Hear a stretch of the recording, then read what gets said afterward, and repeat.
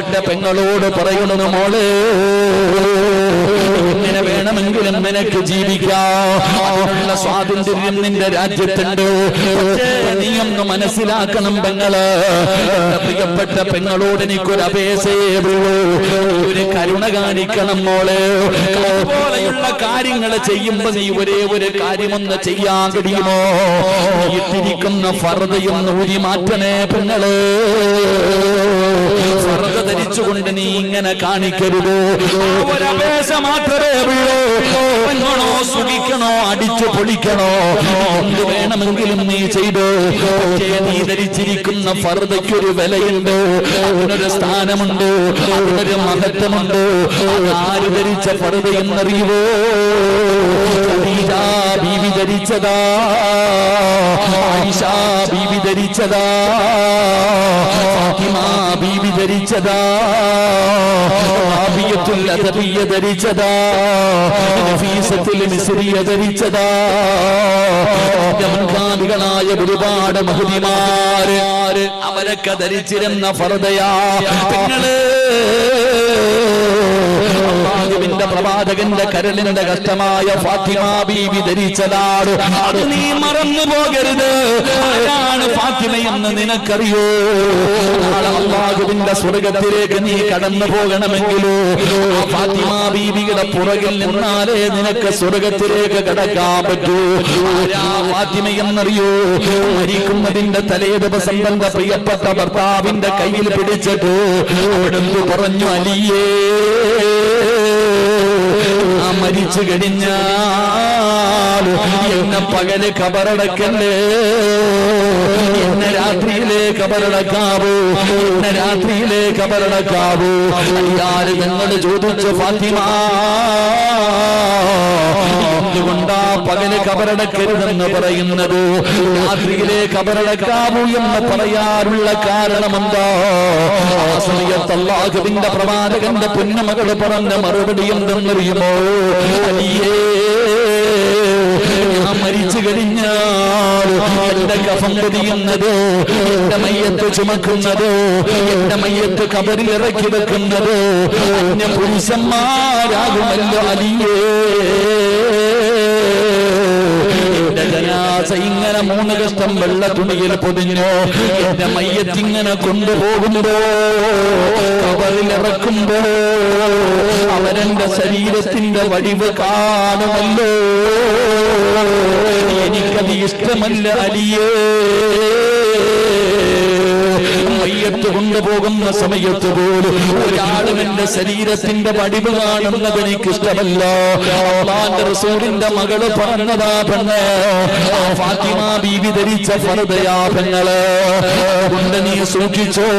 എന്റെ പ്രിയപ്പെട്ടവരോട് പറയുകയാ, എന്ത് വേണമെങ്കിലും കാണിക്കാമല്ലോ, എങ്ങനെ വേണമെങ്കിലും ജീവിക്കാമല്ലോ, എങ്ങനെ വേണമെങ്കിലും ആസ്വദിക്കാമല്ലോ. പക്ഷേ ഒന്നു മാത്രം നീ ഓർത്തു വെച്ചോ.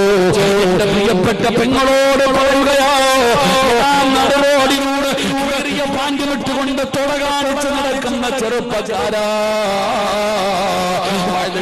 പിരിഞ്ഞു പോകുമ്പോ മടക്കി കൊടുത്തിയിട്ട് ഔറത്ത് വെളിയിൽ കാണിച്ചുകൊണ്ട് നടക്കുന്ന വാപ്പാ, നിനക്ക് എങ്ങനെ വേണമെങ്കിലും നടക്കാം, നിനക്ക് എങ്ങനെ വേണമെങ്കിലും നടക്കാം. ഞാനൊന്നും പറയുന്നില്ല. പക്ഷേ നീ ഒരേ ഒരായത്ത് ഓർത്തു വെച്ചോ. പറഞ്ഞതല്ല, അല്ല പറഞ്ഞതാ. അല്ലാഹുവിന്റെ പരിശുദ്ധമായ ഖുർആൻ പറയുന്ന ഒരായത്ത് ഞാൻ നിനക്ക് പറഞ്ഞു തരാ. എന്തു മറന്നാലും നീ ഇത് മാത്രം മറക്കരുത്. എന്ത് വേണമെങ്കിലും നീ മറന്നു കളഞ്ഞോ. ഈ ഒരായത്ത് നിന്റെ ഹൃദയത്തിന് നീ എഴുതി വെക്കണം. ഏതായത്തെന്നറിയുമോ?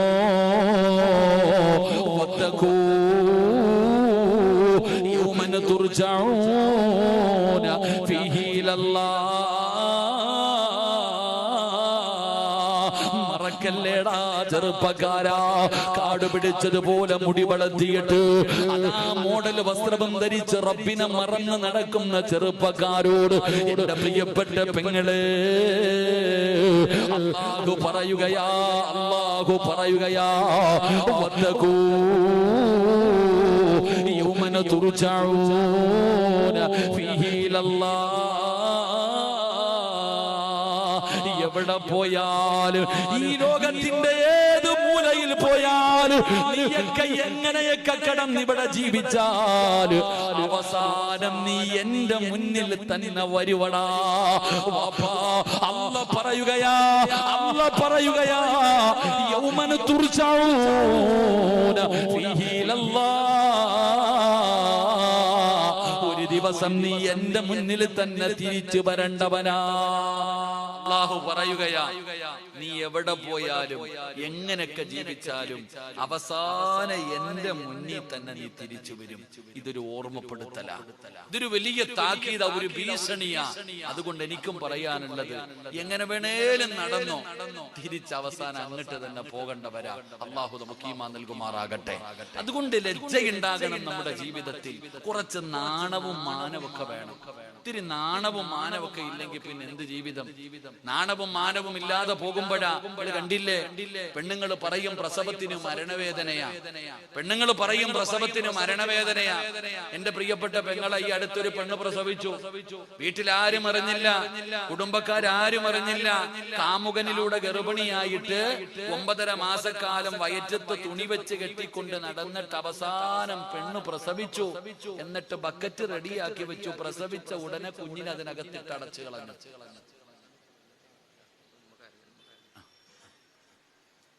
ഷബീബ് എന്ന് പറയുന്ന ഒരു മോനെ കാണുന്നില്ല എന്ന് പറഞ്ഞിട്ട് ഉമ്മ കരയുന്നുണ്ട്. ഷബീബ് ഇവിടെ കാണണ്ടാ? ഷബീബിനെ കാണാനില്ല. ഉമ്മ എന്തിനാ പേടിക്കണം? ഓൻ ഇവിടെ വിടോ നടക്കുന്നുണ്ട്. എന്താടാ ഷബീബെ? ആരാ ഷബീബ്? നീയാണോ? അവന്റെ ഉമ്മ പേടിക്കണ്ട, 3-ാമത്തെ സഫിൽ ഇരിപ്പുണ്ട് വയത് കേൾക്കാൻ. ഷബീബിന്റെ ഉമ്മ കരയണ്ട, ഓനിവിടെ ഇരിക്കുന്നുണ്ട്. നിങ്ങളിരിട ചങ്ങായിമാരെ. അല്ലാഹു നീ പഠിക്കണ്ട, നീ ഷബീബ് നീ ഇരുന്നോ, ചങ്ങായി ഇരിടവിടെ. ഉമ്മ കേട്ടിട്ടുണ്ട്, കുഴപ്പമൊന്നുമില്ല, ഓൻ ഇവിടെ ഇരിപ്പുണ്ട്. എന്തായാലും ഉമ്മയ്ക്ക് അവനെ കുറിച്ച് ഓർമ്മയുണ്ടായല്ലോ. അല്ലാഹു ആ പൊന്നുമോനെ സാലിഹാക്കി കൊടുക്കുമാറാകട്ടെ. എന്റെ പ്രിയപ്പെട്ട സഹോദരങ്ങളെ, കുറച്ച് നിങ്ങൾ കണ്ടില്ലേ, വെള്ളവും ബക്കറ്റും റെഡിയാക്കി വെച്ച് പ്രസവിച്ച ഉടനെ അതിനകത്ത് എടുത്തിട്ട് അടച്ചു. പ്രസവത്തിന്